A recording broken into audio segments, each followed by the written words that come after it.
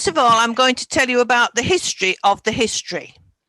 In 1998, Christine and I were clearing out the old safe at Jireh Chapel, and we came across the original church book and documents relating to the building of the chapel, and that is what started us off on this trail. Jireh Chapel is in Pemberton on Chapel Street. The Fishergate pub is on the corner, if you know the area.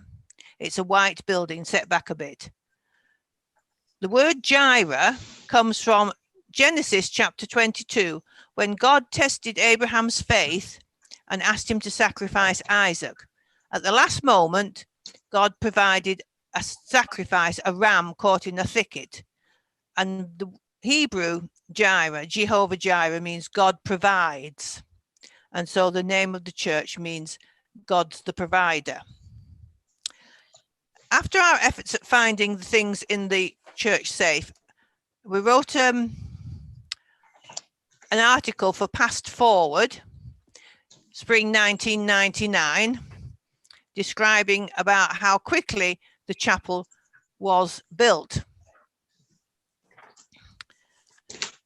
After that, the next sort of landmark was 2001, which was the 150th anniversary of the founding of the church.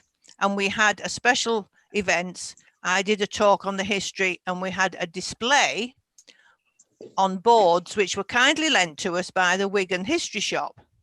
And the display was in the history shop for a while in the April of 2001. And then we had them in the chapel, and we had school children coming in and doing worksheets and so on. The next time the talk needed to be ready for was 2012, when we had a Northern Churches History Day at the church. And this PowerPoint was put together by Andrew, who is a member of our church. The last deadline was 2018, which I will explain later at the end of the talk. That deadline resulted in the publishing of this book, kept, and there were 100 copies of this printed. Right, so I'll now do screen share and go to the PowerPoint. 1851, I'll put it into historical context. It was the year of the Great Exhibition. It was also the year that the famous preacher Spurgeon began his first pastorate, aged only 17. It was the year the sewing machine was invented, and it was the year that Herman Melville wrote Moby Dick. The origins of the church started just before then, in 1848. A group of people left the Church of England and at first met in the house. A year later, they rented a room above a stable, which was behind where the school uniform shop in Pemberton is now. Numbers grew, and the 1851 religious census recorded Ebenezer Schoolroom, Pemberton, Particular Baptist, total seats, meaning how many seats to sit on, 120, morning attendance 40, afternoon attendance 60, and evening attendance 30. This was quite a large growth in only 3 years. Visiting preachers from various towns came to preach at the room. That was the 1851 also, 5 people gave their testimonies to Mr. Vaughan, a well-known preacher who often came to Wigan. He later became the minister of Shaw Street Chapel, Liverpool. The church book states that the 5 people stated something of what the Lord had done for their souls. They were baptized, but were not too sure where. It might have been in the brook in Brook Lane. And then they were formed into a church together on the 31st of March. Sorry, they were baptized on the 31st of March and formed into a church on the 6th of April by Mr. Vaughan by taking communion together. These first 5 members were James Wynnard, Samuel Grimshaw, George Clough, Henry Pennington, and Mary Pennington. The first recorded church minutes are in the original church book, which I'll show you at the end of the talk.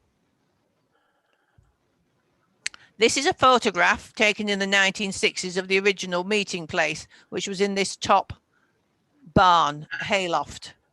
I don't think that's how you got in and out, actually. This lady actually who's standing there is one of the daughters of the second pastor. The Farriman family were very prominent in the life of the church for about 100 years.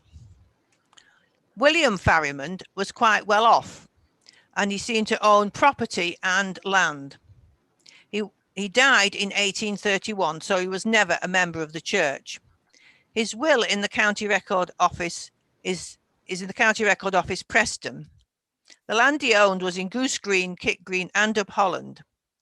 When he died, he left £100 to each of his daughters, which was a considerable sum in 1831, £60 to his adult sons, plus the rents from his properties, and £100 each to Henry and George, who were minors at the time of their father's death. There were two Georges because the first one died in infancy. He left his wife his best bedsteads and hangings, 6 of his best chairs, and his best clothes chest. Henry was the first pastor at Jireh.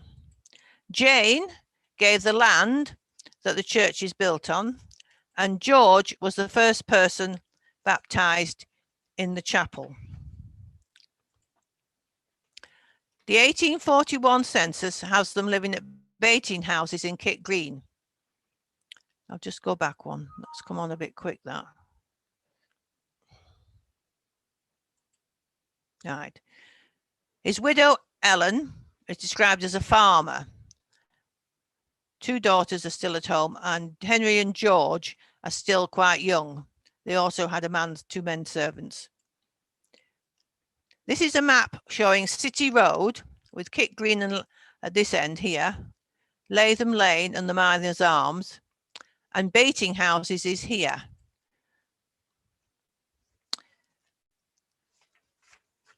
Henry was born in 1825 and baptized in 1852, before the chapel was built.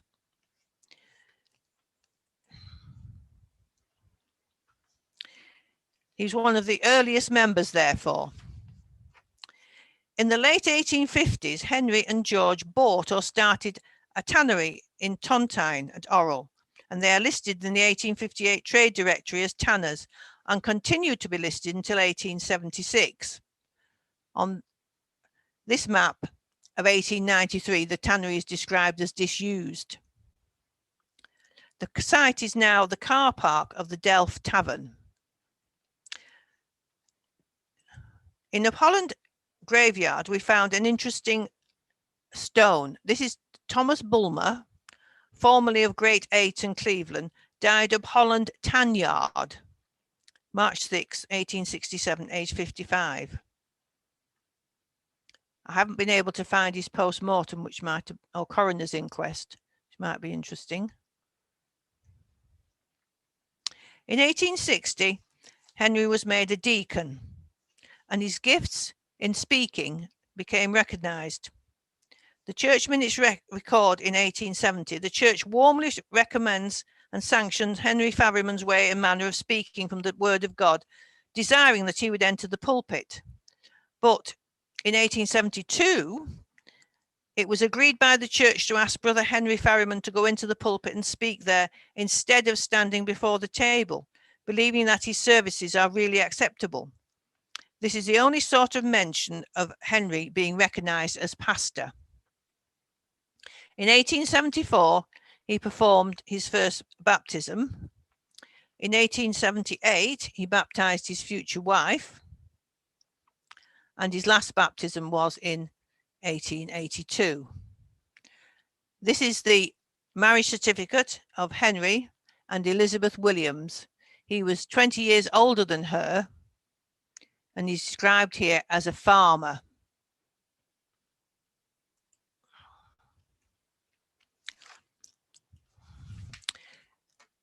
Henry and Elizabeth had 3 children in quick succession, but as he died only about 4 or 5 years later, they never really knew their father. They were in effect brought up by his brother George, who lived with his sister-in-law Elizabeth and the children until his death in 1912. The only direct descendants are through his daughter Jane. George married the widow of Mr. Millward, Mary Millward. She was Mary Anders before she got married, and the Anders family were very prominent in the church. Jane married James Dickinson, had 2 children, Elizabeth, who died fairly young of a weak heart, and David, and David's descendants now live in Kent. This is the tombstone in the Holland churchyard of James Dickinson and Jane, that's Henry's daughter and son-in-law, their daughter Elizabeth, who died at only 31, Ellen Farrimond, the eldest daughter, and Ellen Knowles, and I had no idea who she was or why she's buried with them. Another mystery.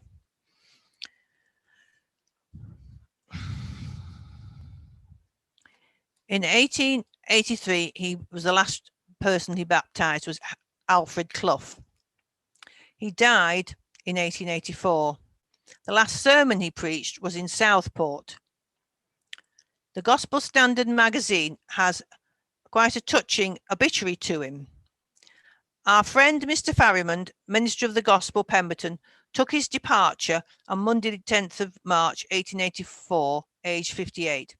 After suffering from cancer of the jawbone for about 12 months, during this time the pain was intense both day and night.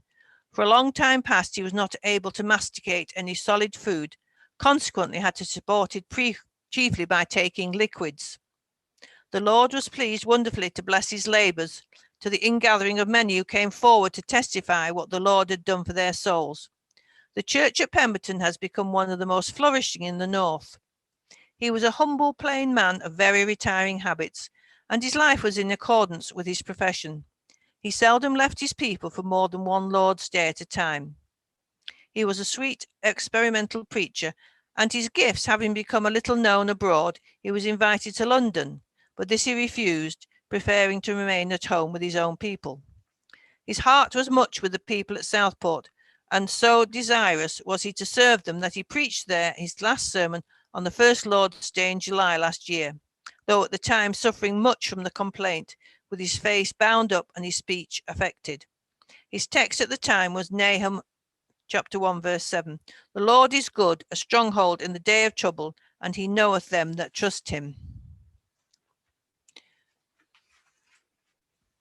Building the chapel. The need for the chapel was noted in the church book at the beginning of 1864.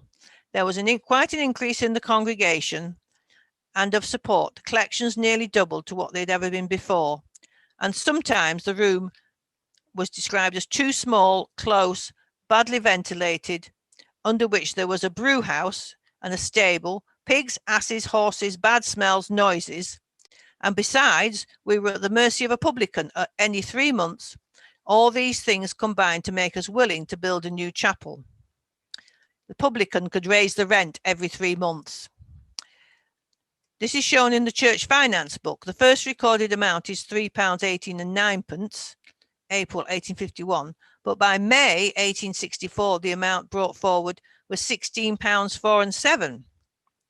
The room rental had been 13 shillings per quarter in 1851, but it had risen to £1 by 1864. The chapel is built on land which was part of the Duke of Bridgewater's estate and was rented out for 999 years. Originally the chapel and the car park had been subletted to Jane Farrimond, but she sold and transferred part of that land to the trustees of the chapel. The church minutes describe the circumstances surrounding the decision to build the chapel. James Howarth named a certain piece of ground as being very suitable for the site of the chapel. It had been on his mind for at least 2 years, and he said he would like Jane Farrimond to give us a portion of it, that we might have a house wherein we could worship God without fear of anyone turning us out or disturbing our meeting together. 3 weeks and 2 days later, Henry Farrimond and his brother George came specially to see James Howarth, and he says, this is Henry, "Well, James, with quite a pleasant smile on his face, and without a doubt on his heart also. We will give the ground for the chapel and for his school, also as much as is required, and £30 with it. The chapel went up in record time. On August the 12th, 1864, there was the first visit to the solicitors. On the 16th of August, the first load of sand arrived. This is the original receipt, one of the ones we found in the safe. 17th of August, the first load of lime. 22nd of August, the first load of stone from Old Haydelf in Skemersdale. Matthew Barton and Sons, I got this receipt, lists various things needed, including 2 ornamental umbrella stands, 2 door scrapers, a set of fire irons, and a spittoon. There were modern fixtures and fittings in that gas lighting was installed by the Wigan Gas Company. Barlow supplied a chair and a table and other things. On the 1st of October, 100 invitation cards and 20 posters to advertise the chapel opening were printed. And the opening was on the 23rd of October 1864. 10 weeks and 2 days. It must be a record, that, somewhere. This is the oldest known photograph of the chapel, possibly during the First World War, because there are blinds on the windows and blackout was required in the First World War as well as the Second. This child seems to be wearing vaguely Edwardian dress. It's very difficult to tell.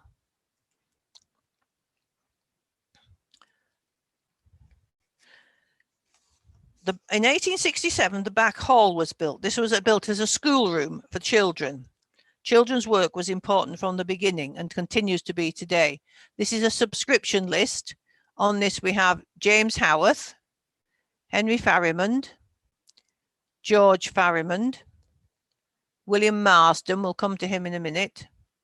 And down at the bottom, a poor man, all he had, 1 shilling and a halfpenny. And Mr. George Glover gave 1,800 bricks.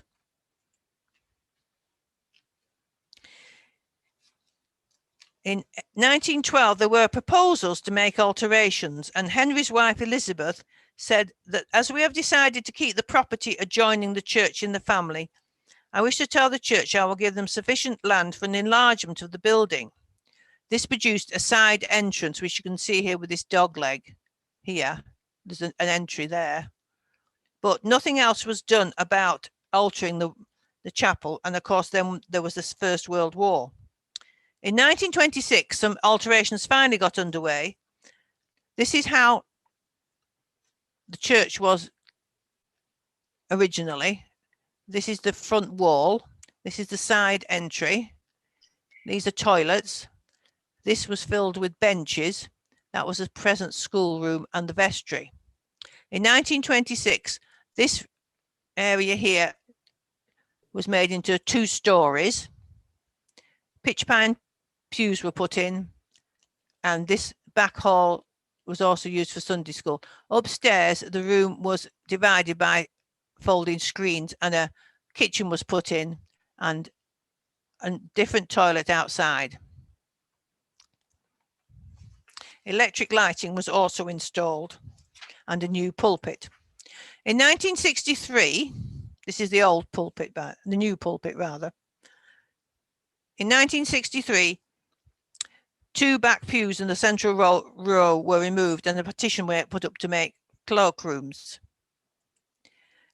In 1966, Oral Urban District Council was doing slum clearance, and they proposed to demolish the chapel, but the piece of land that they wanted to give in as an alternative at the bottom of MacDonald Street was very small, and the church refused to sell. This is a 1964 map. As you can see, there's the church there. Of course, all this area here, these houses, all this area behind the chapel, all this was all demolished. but the chapel remained, which is why now there is nothing next to it. And this area now, which is Molyneux's Yard, is now Grosvenor Court, Old People's Flats. Well, the church outlived Orrell Urban District Council because it was absorbed into Wigan Metro in 1975. The next threat to the church was from mining subsidence. Under this corner, there is a bell pit, and there's another one at the other corner of the car park. I think this is why the land has never been developed. The end of the building began to sink, and we had a 5-year battle with the British Coal before they accepted liability and filled in the void and re-rendered that part of the building. The subsidence put a strain on the main chapel roof, which was not properly supported, and so it had to be repaired. The cost was considerable for a small church like ours, and loans had to be taken out. But through the Lord's goodness, these were paid off in record time. This is a view of inside the chapel roof. This is the rendering having been taken off, ready to put the new rendering on. You can see the original brickwork. In 2003, we were able to get a grant towards a toilet, disabled toilet, and the old vestry was turned into a disabled toilet. We also carried out improvements by altering the lobby as you come in and by getting rid of the screens in the upstairs hall. The kitchen was refitted and new railings were put round, as we suffered quite a lot from vandalism and smashed windows at the time. Excuse me. The Marsden family. This family was prominent at the church for over 60 years. There were 3 generations called William, which is a bit confusing. This is the first William. His father was the landlord of the Rose and Crown in Orrell. He was baptized in 1860. He was a shoemaker. He married his second wife, Mary, in 1856. And they had 3 daughters. Jemima, she became the headmistress of Holgate School in Orrell. Miriam and Elizabeth were also school teachers at various times. They had a son, William, who died young. That is their other daughter, Elizabeth. Another daughter, Anne. And then their final son, William. You notice that she's using the same name again. He became the pastor of Cherry Lane Strict Baptist Church in Lymm. 2 of his sons became ministers.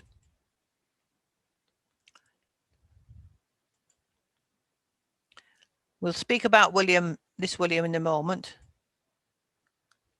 They had several children, as you can see. James, I'm just sorry, I've gone too far. James, here, was the pastor of Zion Church, Avenham, Preston, in 1963.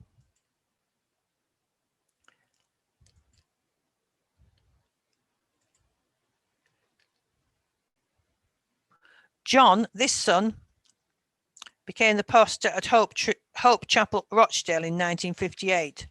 Both of these men, John and James, spoke frequently at Jireh and were trustees. If you note here, William was married to Ruth Warburton. If you remember that name, Warburton, that comes up in a moment too. World War I. I owe a debt of gratitude to Carol Littler, who does a lot of work on World War I records, for the information about some of these men. And it's also uncovered a forgotten hero. The William Marsden, who's just been on that family tree, the eldest boy, he won a DCM. He was in the 1st 10th Battalion King's Liverpool Regiment, the Liverpool Scottish. He was killed in 1917, aged only 19. His citation reads, for conspicuous gallantry and devotion to duty when in charge of a Lewis gun.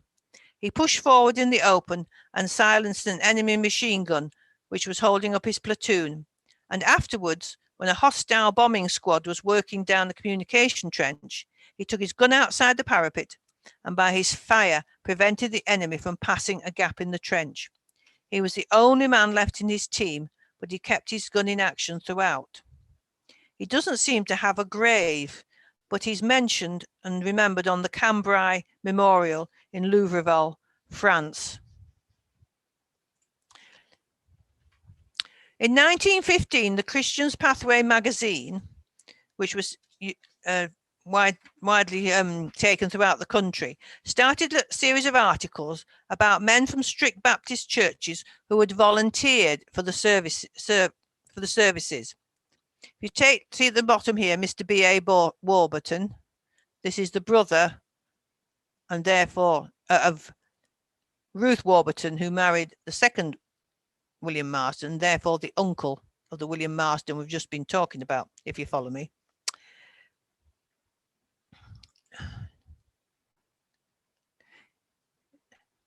The article for Jireh and Pemberton included several men with their pictures and what they were doing at the time. I've been able to find out some more information about these men, but not everything. And I've done an article about it, which is on the website that you can find the links to. Private Dickinson, was transferred to the kite balloon section, but died in 1919 after the war of an illness and was buried in France. I have no more information about Edward Dean. George Sherrington became an ambulance driver. Colin Turton survived the war and sometimes spoke at Jireh. J. Worthington survived the war and was demobbed and moved to Ashton in Makerfield. Percy Horton enlisted underage. He was wounded twice, gassed once. After the war, he joined the police. No more information about John Kenyon. And all I know about John Stanley is that he was wounded in 1916. As you know, conscription started in 1916, so obviously more men from the church went to fight, but it's not been possible to find out who they were. But one we do happen to know about is Ebenezer Anders.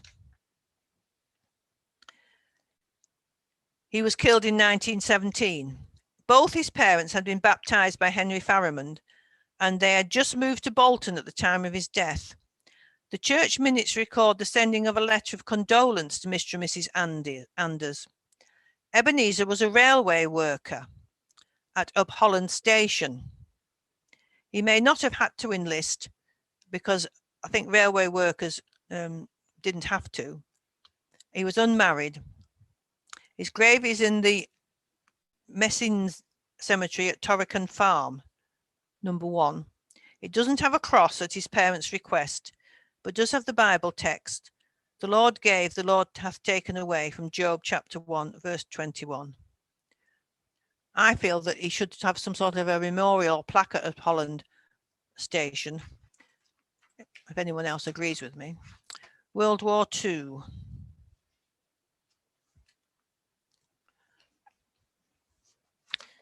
We know of some men from Jireh who went to World War II. James and Tom Berry were brothers from a family which was associated with the church for many years. Both served in the Royal Engineers. Tom's daughters attended Jireh for a number of years, as did the daughters of their other brother, Ben, who was in the medical corps. John Barker served in the RAF in Canada at Red Deer, north of Calgary in Alberta, on ground crew at a training facility for pilots. John was a deacon for many years at Jireh, as was his father before him. He died in 2005 and is greatly missed. He left some money to the church for a new set of hymn books. Now, sent out from Jireh. This is B.A. Warburton, who have just been mentioned before. Benjamin Warburton was always known as B.A. Warburton. He was baptized in 1901 and his sister Ruth, as we've seen, married the second William Marsden. He became the minister of Zion Chapel, Great Avenham Street, Preston, from 1923 to 38. Then he became the pastor of the Tabernacle in Brighton. He was editor of the Christian's Pathway magazine for quite a long time, from 1933, and he died in 1957. The other person set out was David Hyam, who is watching tonight. In 1986, David, who had been a deacon here, moved with his wife Laura to Bury for 5 years to work with Jeff King in the reviving of the work there. This was known as the Bury Project. The members from Jireh were very involved in the early years, and Radcliffe Road Baptist Church Bury is large and flourishing in a purpose-built building. In 1992, David moved to pastor Walkton Evangelical Church, where he remained until 1997, and then went to work for Grace Baptist Mission. There he served until 2008. David and Laura now live in Aigburth, Liverpool, and since 2009 have been involved in the Christian radio station Flame, which is based on the Wirral. David comes to preach at Jireh sometimes, and both David and Laura became Christians and were baptized at the church. There have only been 6 pastors in 167 years. After Henry Farriman, there was a long break until 1933. This may partly have been due to the First World War. Thomas Clough had been baptized in 1916 by B.A. Warburton and served as a deacon. He preached at Jireh and other surrounding churches. In 1933, he was inducted as pastor, but sadly died suddenly 2 years later, aged only 55. He was a partner in the building firm of Clough and Gaskell, which was well known locally. He produced magazines for the church. The next minister was Mr. Mutimer in 1973, a very large gap. He worked full-time and lived in Accrington, so obviously this wasn't a very ideal arrangement. He left in 1975 due to ill health. The church recognised the importance of someone to lead the work full-time, and Trevor Baker was called in 1976. Under Trevor, several people were baptised and added to the church, and some of whom are still in membership today. Mr. Baker left in 1996 to work for the Albanian Evangelical Mission. We then entered a long period without a pastor and had a lot of expense regarding the building due to the roof problems that have already been mentioned. But God is good, the debt was paid off in record time and funds became available to support a pastor again, and so we were led to Alan White. We welcomed Alan and Georgie in 2004. They came from a church in South Wales. They were a great blessing to us. After 5 years, Alan retired, but stayed at the church for a while before they moved to Leeds to be near their family. Sadly, Georgie died in 2019. In 2012, Matthew Gray became our 6th pastor. This is a picture from 2012. The children are considerably larger now. Children's work. It was always the intention to give children's work, as shown by the building of the schoolroom in 1867. This is a receipt showing a list of items for the Sunday school. It includes 3 dozen reading books, 12 Bibles, 12 Testaments, 50 hymn books, school books, and a bell at 1 shilling and 7pence halfpenny. The first Sunday school would have taught reading and writing as well as Bible knowledge. This was usual for the time when education was difficult to obtain for the working classes. A library was introduced in 1874, a useful source of books for those who couldn't afford to buy them. Library books had rules for borrowing them inside, and there was a fine of 2pence per week for keeping a book over the fortnightly lending period.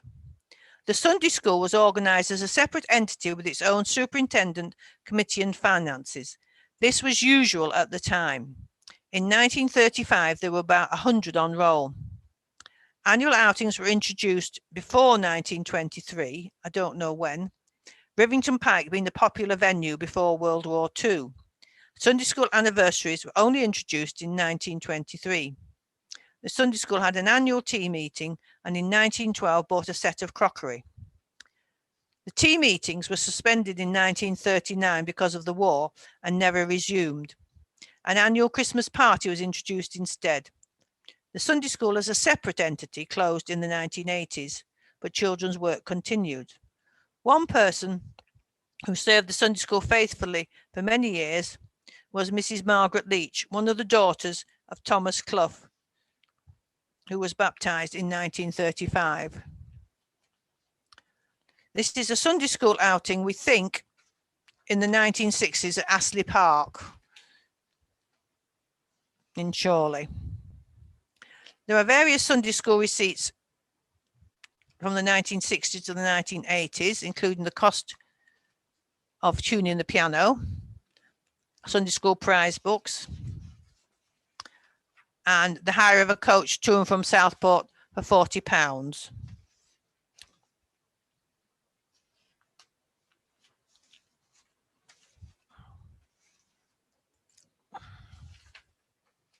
Toddler's Time was introduced by Trevor Baker's wife in 1979. This is a photograph of the 25th anniversary. We also had children's work on a Wednesday evening for infants and for juniors on a Friday night. We used to run a Covenanter group as well for teenagers. Another teens work started in 2006, but this obviously has had to stop. We've been having holiday Bible clubs on the week after Easter since 1990. This includes Bible teaching, refreshments, games and crafts. It's always an enjoyable and exhausting week. There's Alan White there leading games in the back hall. In 2011, we were unable to have the Easter Holiday Bible Club on the usual week because of the way the school holidays fell.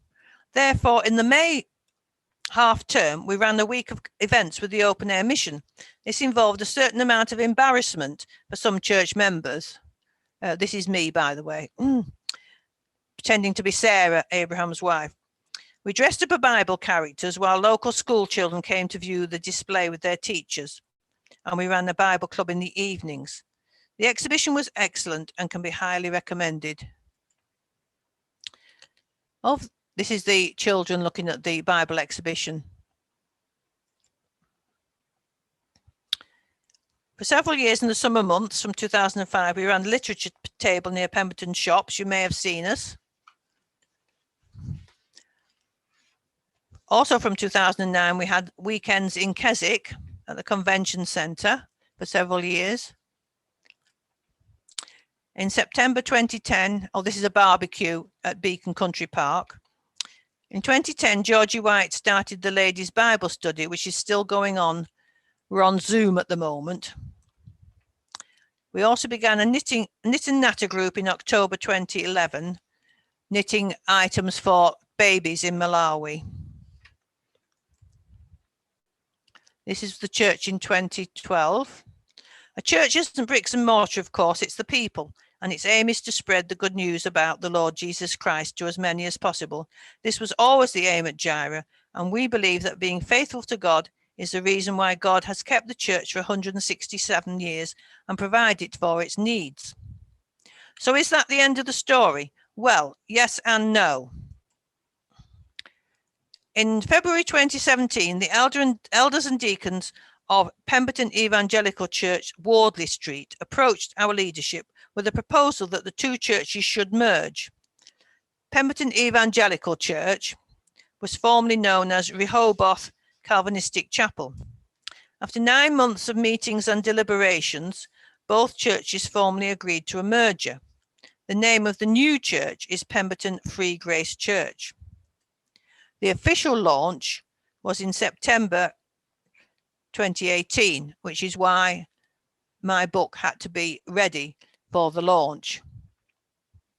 So that is the end now.